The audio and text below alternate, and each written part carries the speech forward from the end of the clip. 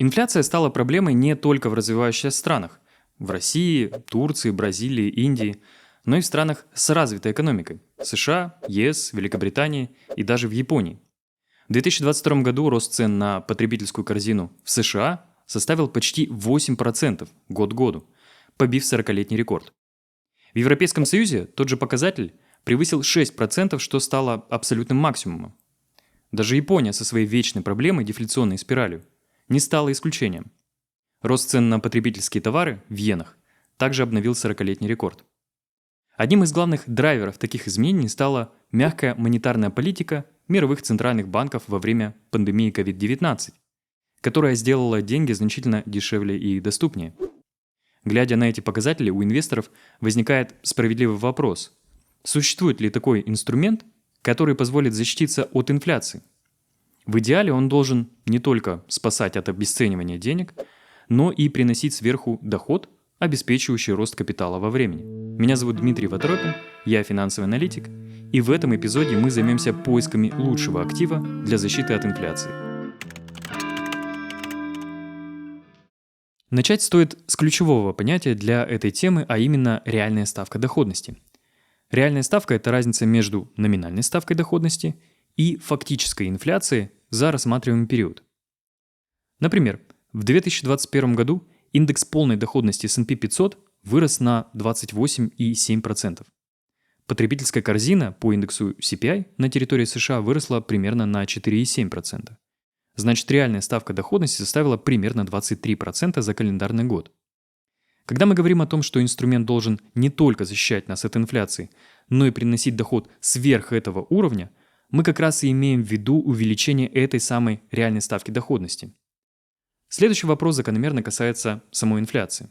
Современная экономическая школа делит ее на два типа – ожидаемую инфляцию и непредвиденную инфляцию.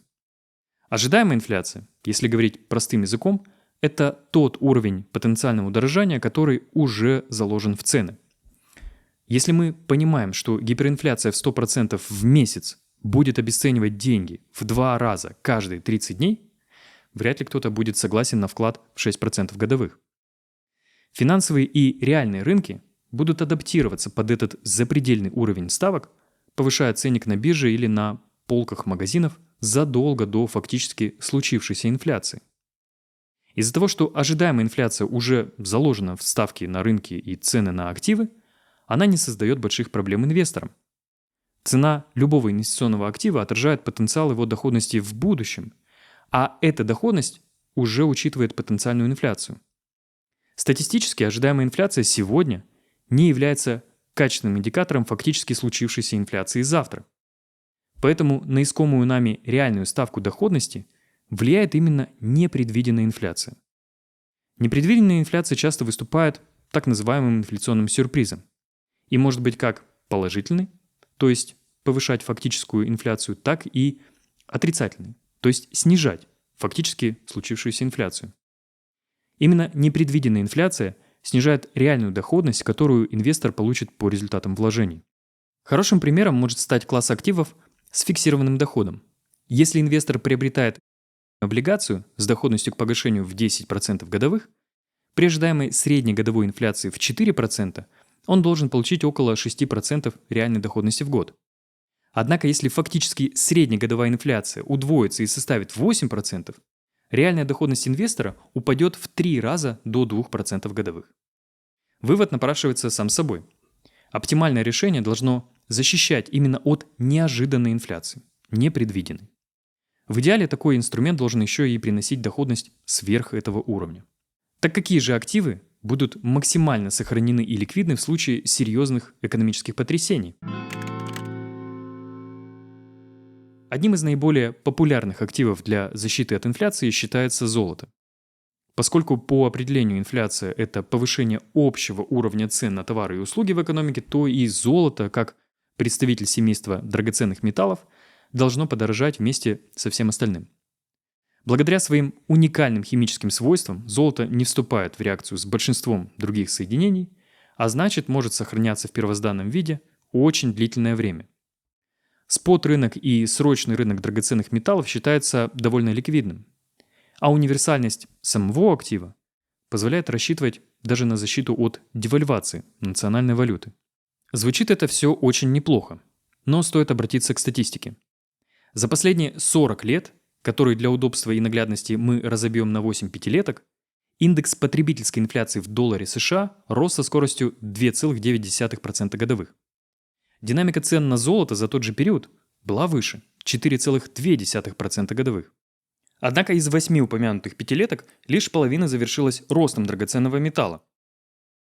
2 пятилетних отрезка закрылись с отрицательной средней доходностью и еще 2 отрезка почти без динамики. За 20 лет с июня 1983 по июнь 2003 цены на потребительские товары выросли почти в 2 раза – на 95%.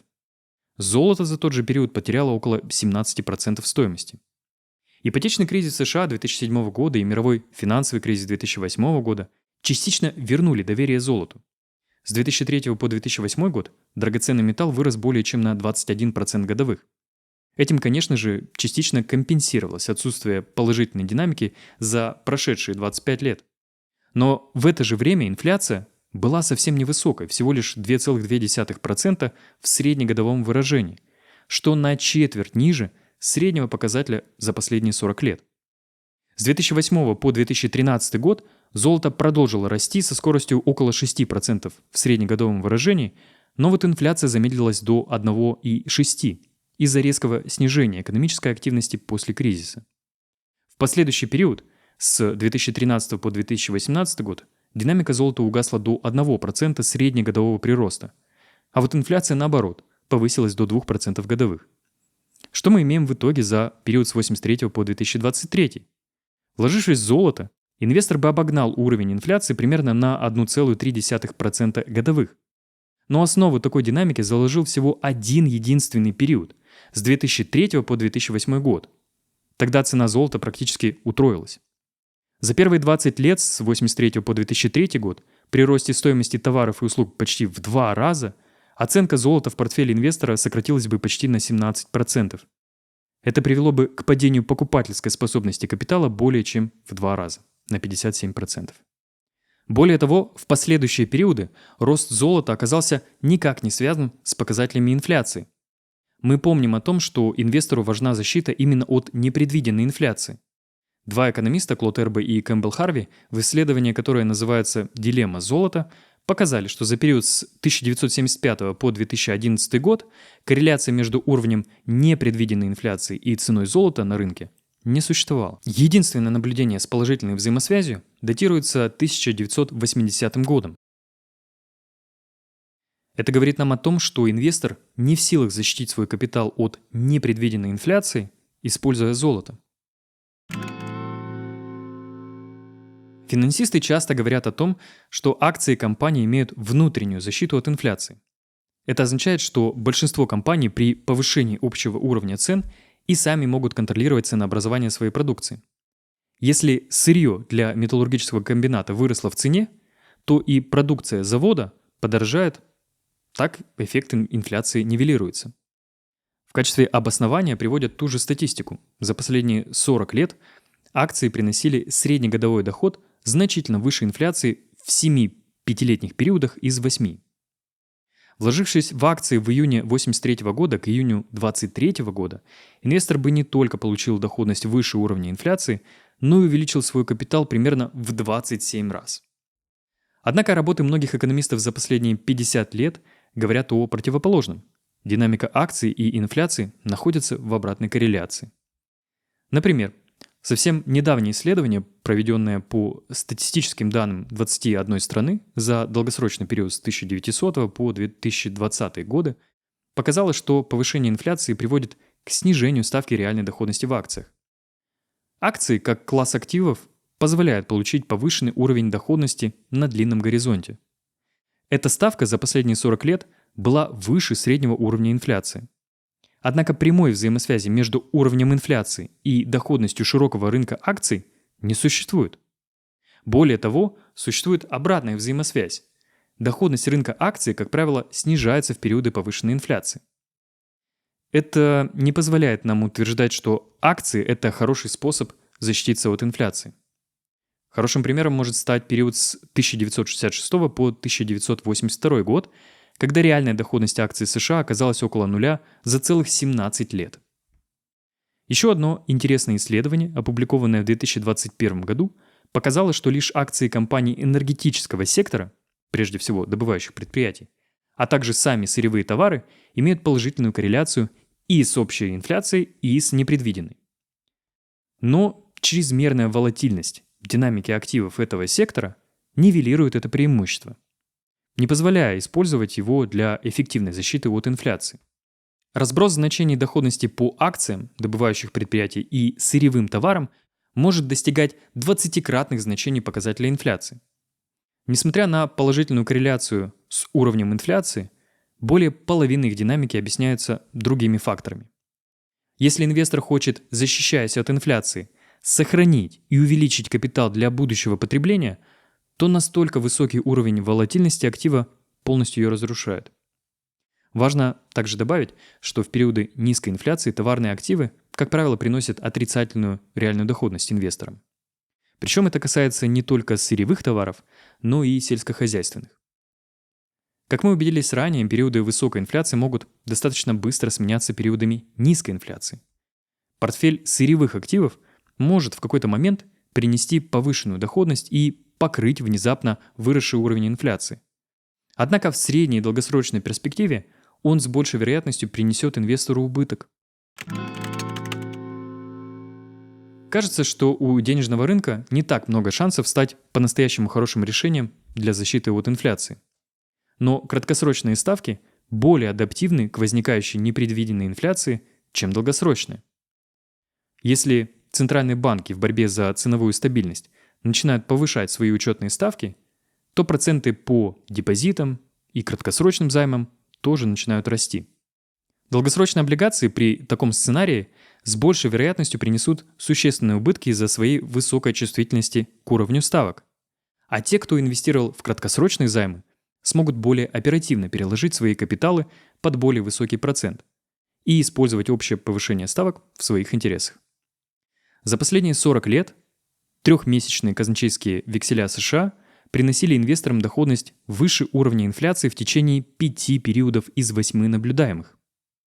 На длинном горизонте инструменты денежного рынка способны приносить инвесторам доходность на уровне инфляции или даже чуть выше. Но рост инфляции не всегда влечет за собой повышение ставок. Поэтому для инвесторов со среднесрочным и долгосрочным горизонтом этот инструмент также не будет идеальным решением. Он не сможет защитить капитал от обесценивания в периоды повышенного роста цен и отказа регулятора повышать учетную ставку. Хорошим примером может стать Турция. За последние 5 лет среднегодовая потребительская инфляция составила 35%.